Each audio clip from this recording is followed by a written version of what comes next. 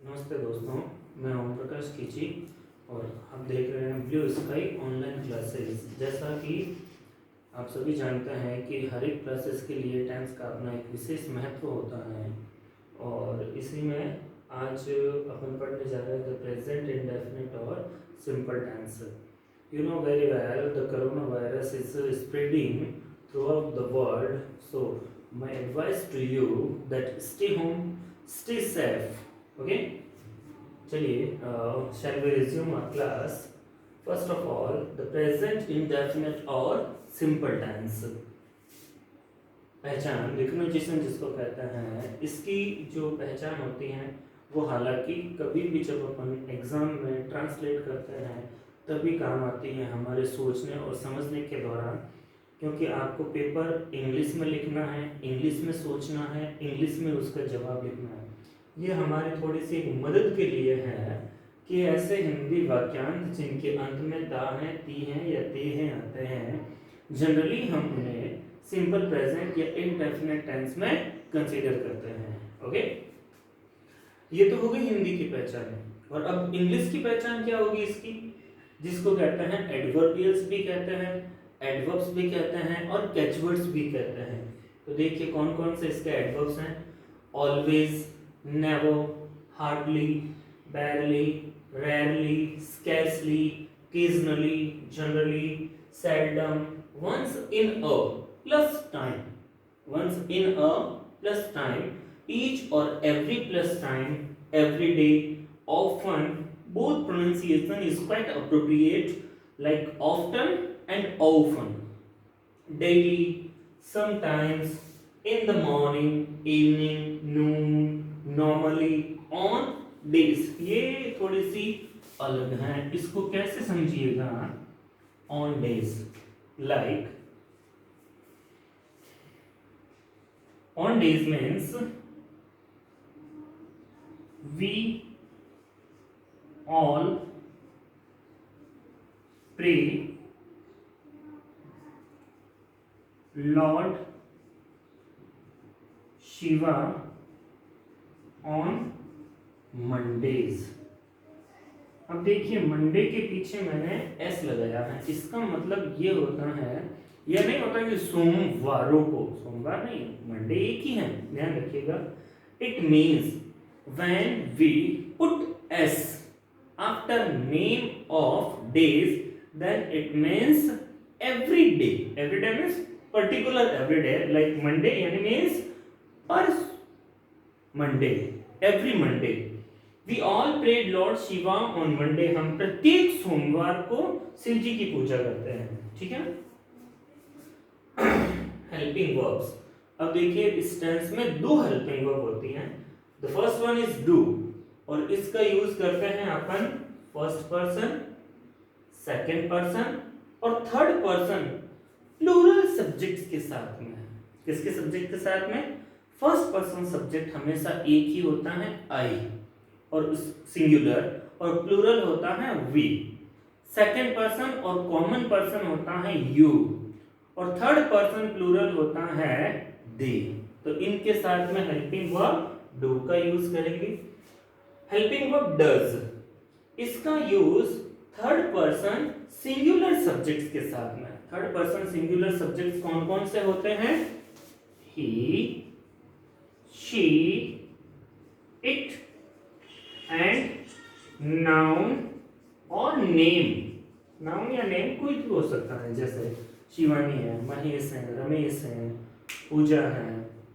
Okay, main verb, main verb, इसमें verb first use की जाती है, और वर्ब फर्स्ट के साथ में यदि सब्जेक्ट थर्ड पर्सन सिंगुलर है तो उसमें एस या ईएस का यूज किया जाता है। ओके,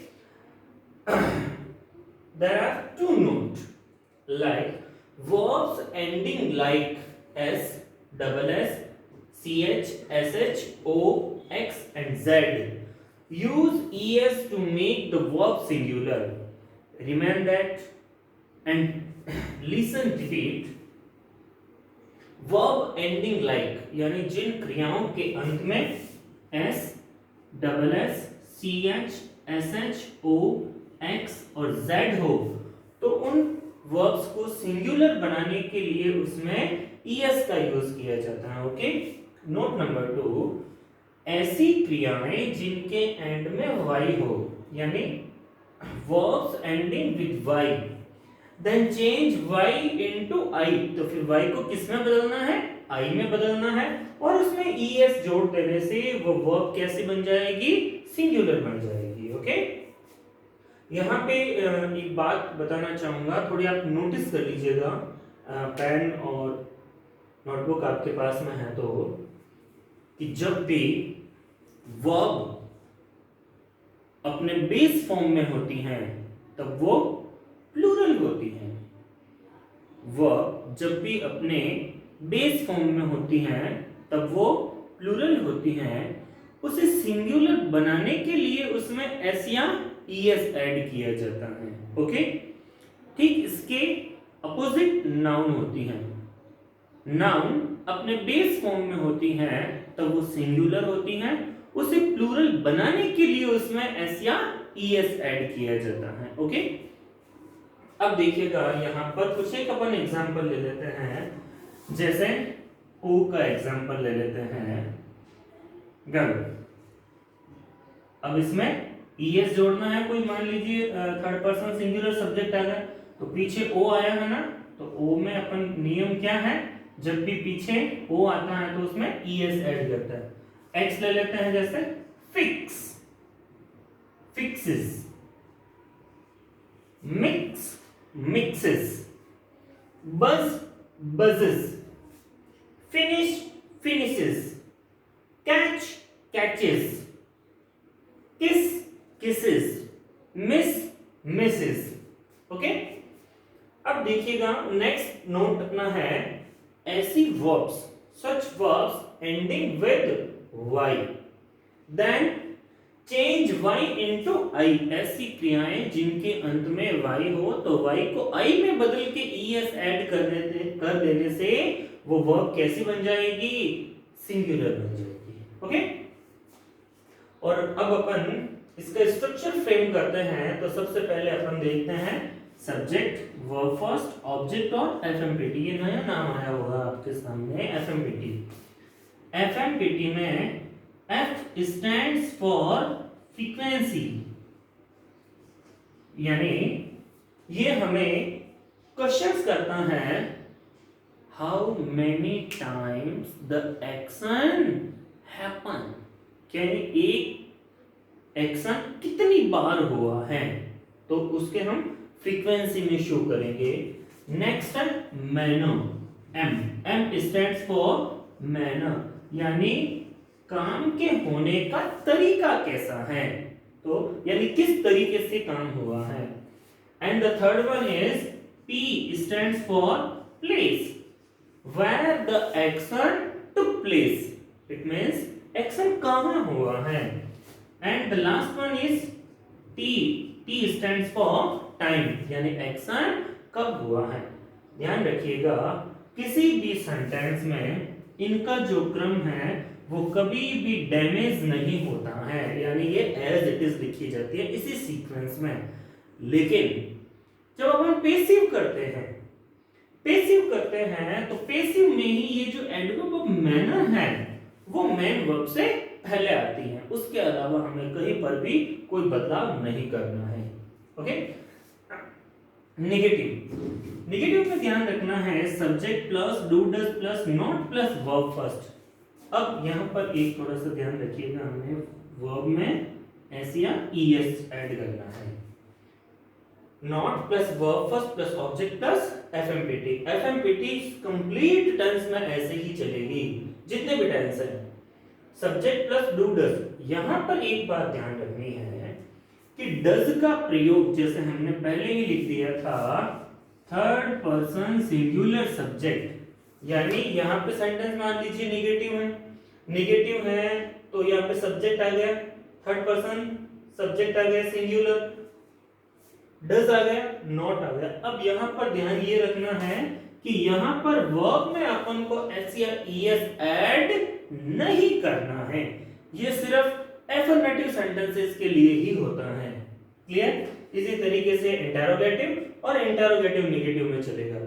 अब यहाँ पे इंटरोगेटिव नेगेटिव में एक चीज अपन को यहाँ पर ये समझनी है, छोटी सी है। वर्ब का जब भी अपन संक्षिप्तीकरण करते हैं, संक्षिप्तीकरण से मतलब है अब्रिविएटेड करते हैं, तो अगर यहां पर अपन इसको डोंट कर देते हैं, डजंट कर देते हैं, तब ध्यान रखिएगा यहां पर ये नोट नहीं आएगा। लेकिन कंडीशन क्या है कि यहां पर इसको अब्रिविएटेड किया जैसे से don't you believe in mathematics.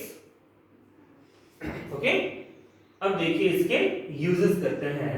इसका जो फर्स्ट यूजेस है फॉर डेली रूटीन और हैबिचुअल एक्शंस, इट मींस ऐसे एक्शंस जो हमारी आदत में शुमार हैं, जो रोजाना होते हैं, जो प्रतिदिन हमारे आसपास में घटित होते रहते हैं, उनके लिए सिंपल प्रेजेंट टेंस का यूज किया जाता है। ओके, देखिए अपन एग्जांपल करते हैं।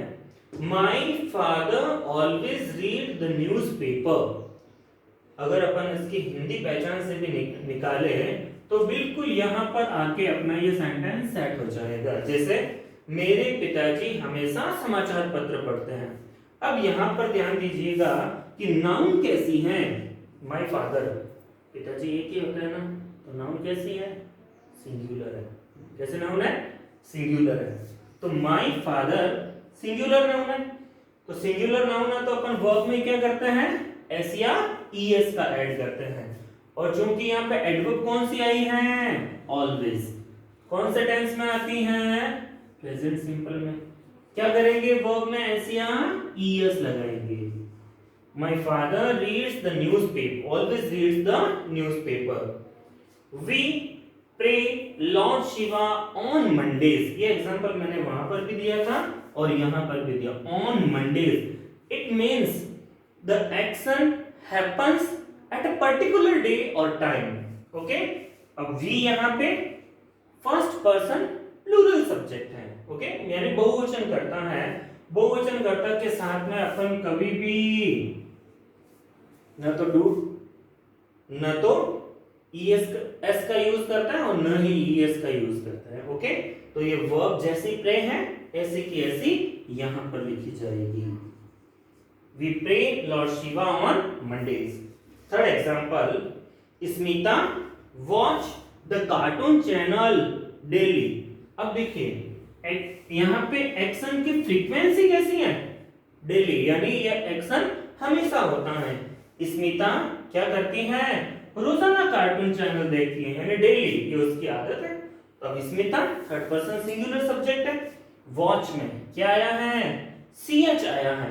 तो जब भी किसी वर्ब के एंडिंग में ch आता है तो उस वर्ब को सिंगुलर बनाते हैं तो क्या करते हैं, उसमें es ऐड करते हैं। Okay, watches, Smita watches the cartoon channel daily.